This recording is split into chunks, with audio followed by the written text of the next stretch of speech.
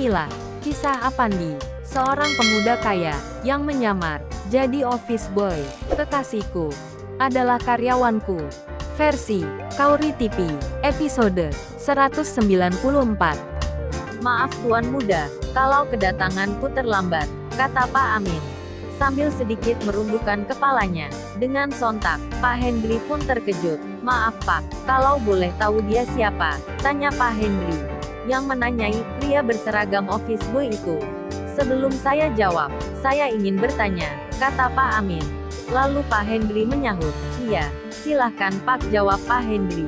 Apa yang Bapak lakukan terhadap pria berseragam office boy ini?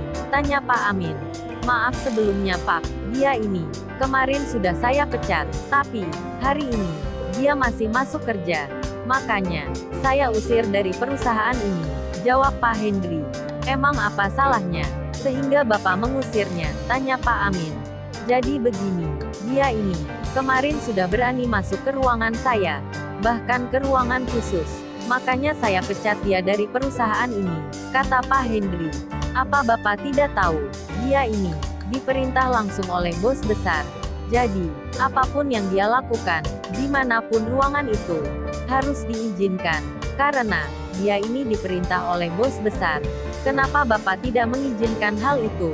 Atau jangan-jangan, Bapaklah dalang penghekkan perusahaan ini di hari kemarin, kata Pak Amin. Pak Amin mulai mencurigai Pak Hendri atas dalang penghekkan data-data perusahaan. Kemudian, Pak Hendri menjawab, bukan Pak, saya tidak tahu menau perihal itu. Saya memecatnya karena saya tidak mau barang-barang berharga yang ada di perusahaan hilang, kata Pak Hendri. Dirinya memecat Apandi itu karena tidak mau barang-barang milik perusahaan hilang. Dia takut dicuri oleh Apandi, sehingga dengan waspada daripada hilang. Jadi, dia lebih memilih memecat pria berseragam office boy itu. Apalagi, di hari kemarin, Pak Hendri itu dihasut oleh Ibu Rani, sehingga dirinya itu termakan oleh hasutan Ibu Rani. Makanya memecat Apandi. Lalu Pak Amin menyahut, kalau ada barang yang hilang, itu sudah tanggung jawab bos besar. Karena office boy ini diperintah langsung oleh bos besar. Setelah mendengar kalimat itu, Pak Hendri pun terdiam dan merasa bersalah.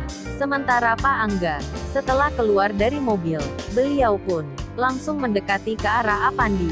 Dan tidak lama kemudian, Pak Angga pun tiba di hadapan Apandi. Pak Hendri pun langsung mendekat. Maaf Pak, office boy ini sudah saya pecat, jadi Bapak tidak perlu menghiraukannya, kata Pak Hendri. Siapa yang berani memecat dia? Tanya Pak Angga. Maksud Bapak, tanya Pak Hendri. Dengan agak bingung gitu. Saya tanya, siapa yang sudah berani memecatnya? Sedangkan saya memberikan tugas khusus padanya. Pak Hendri pun langsung terkaget-kaget. Seakan-akan dirinya sudah tidak dipercayai lagi. Karena lebih membela pria berseragam office boy itu daripada dirinya. Siapa office boy ini? Kenapa dia begitu dihargai oleh bos besar? Kata Pak Hendri yang bertanya-tanya di hatinya. Lalu dirinya menyahut, maafkan saya Pak, saya tidak tahu secara jelasnya kalau office boy ini dapat perintah langsung dari sang bos besar, kata Pak Hendri. Ayo kita bicarakan di dalam kantor utama saja, kata Pak Angga. Baik Pak, ayo kita jalan, kata Pak Hendri, yang mempersilahkan untuk jalan duluan menuju ke kantor utama. Sementara Ibu Rani saat ini dia sedang berjalan, mengendap-endap, dari satu dinding ke dinding yang lain, dari satu tiang ke tiang yang lainnya. Di saat sedang mengendap-endap, dirinya melihat Apandi, dan dia pun terkejut, karena yang dia tahu, kalau Apandi itu sudah dipecat dari perusahaan. Loh, kok dia masih bekerja di perusahaan ini? Padahal, kemarin kan, sudah dipecat oleh Pak Hendri, kata Ibu Rani. Sedangkan Apandi, dia berjalan, mengikuti langkahan kaki sang bos besar, yang berjalan menuju ke kantor utama. Dan tidak lama kemudian, mereka pun tiba di kantor utama. Dan setibanya di dalam kantor, mereka pun langsung ambil tempat duduk masing-masing. Karena masih heran, Pak Hendri pun bertanya, maaf Pak, sebenarnya, siapa pria berseragam office boy ini? Tanya Pak Hendri. Lalu bagaimana kisah selanjutnya? Subscribe channel ini untuk mengikuti episode berikutnya. Terima kasih.